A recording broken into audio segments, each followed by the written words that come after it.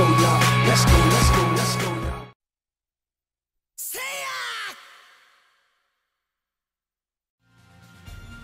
Yo, what's up? Name is Gently01, and welcome back to more SoulCalibur 2 Weapon Master Mode as we finish up Chapter 1 here with the Warrior's Trial Grounds. Overcome the enemy and clear the trial. After much rigorous training at the Regulus Proving Grounds, it was time for your final challenge. If you succeeded in passing this test, you would be recognized as a full-fledged warrior, even though I'm already the hero of time. Okay, yeah, whatever. The test consisted of combat between the disciples themselves. There were no restrictions and no special conditions. Only those who made good use of what they learned and arose victorious would pass the test. It'd be a test of all your training. Attempting to control your rapidly beating heart, you stepped into the arena. Yeah, sorry. Your opponent was already waiting for you. I've been watching your progress for some time. You're a worthy opponent for my final test. Saying this, your opponent readied his weapon. I'll be fighting you with everything I've got. I expect no less from you. Time to fight. Rival battle initiated. Leon, Emperor of the Ixion. Okay, so we're fighting an Emperor. Let's beat him down. Okay. Okay. Come on.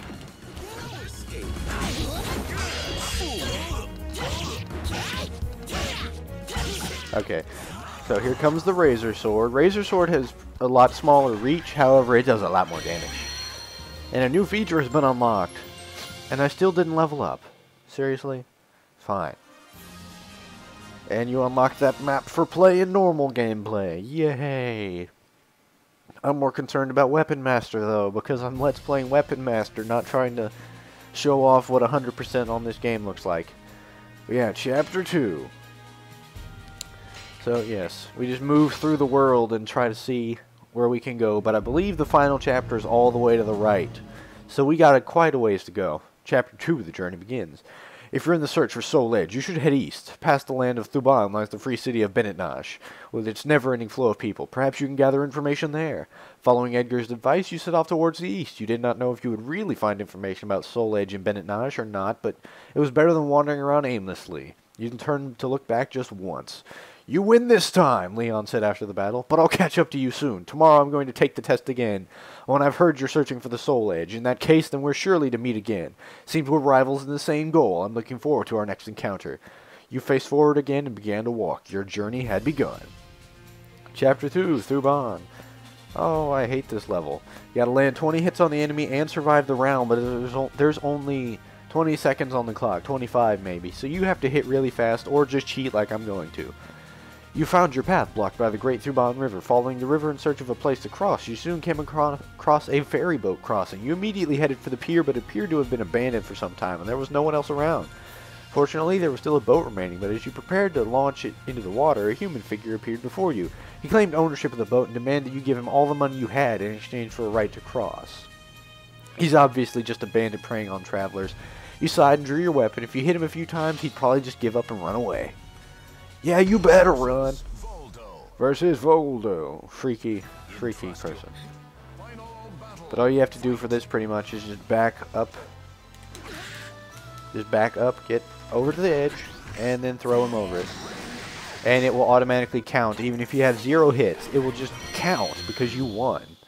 And then level up Iron Neophyte. Yes! Okay, so I was wrong. It is not Bronze Trainee as level 2. It is Iron Neophyte. Village of Arch. Strong gusts constantly push you and prevent you from stopping at the edge of the stage. Defeat the enemy under this condition. Okay. Yeah, this is where the game starts to show off where it's training you, because it teaches you a lot of strategy by having the stuff in the game go crazy. Like right here, if you stand on the edge of the stage, you get knocked off. But first, let's check the shop. I think this one has one of the weapons I really want to get. Hold up. Looking for the Master Sword and Shield. Armos series. Yeah, not really. I'm waiting for the Megaton Hammer. Okay. After crossing the Thuban River and heading east, you came across a small village. Judging from the fishing nets hanging dry in the sun, this was a fisherman's village. A commotion in the village square piqued your interest, so you headed over to take a look. There you found the young people of the village engaged in a test of strength. They fought one-on-one on a wooden scaffold. The champion eventually emerged, but just when you thought the hubbub would subside, the crowd's excitement grew.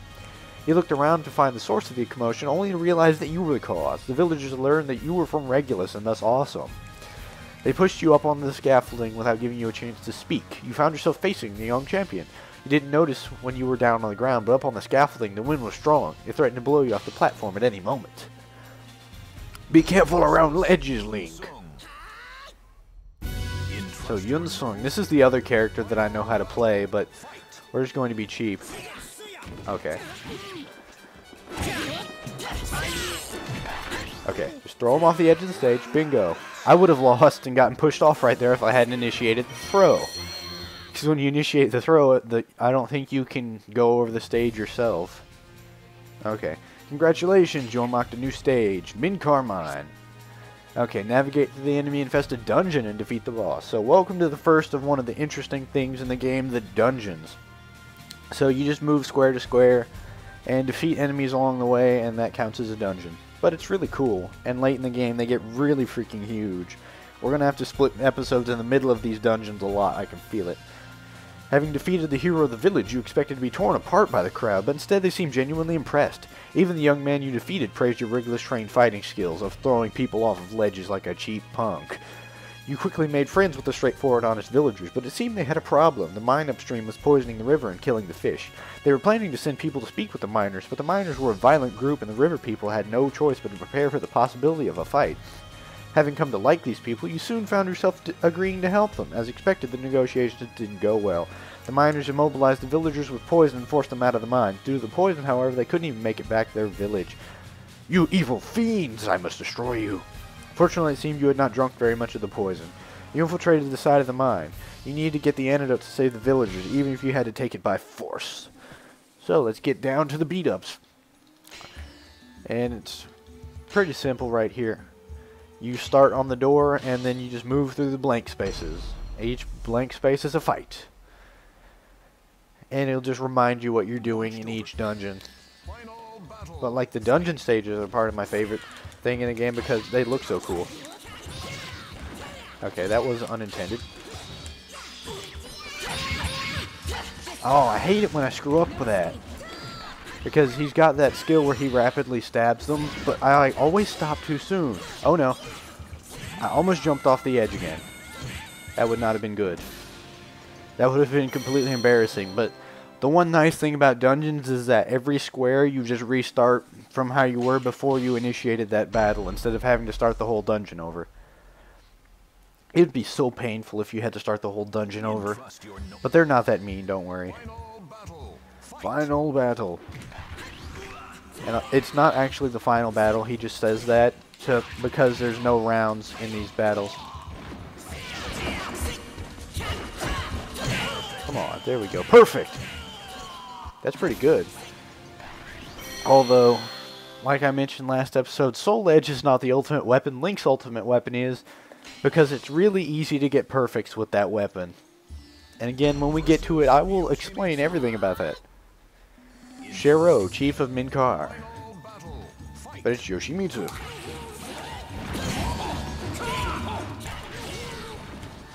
No. Gotta go. Okay. Come on. Grab him. The hilarious throw. And then I throw...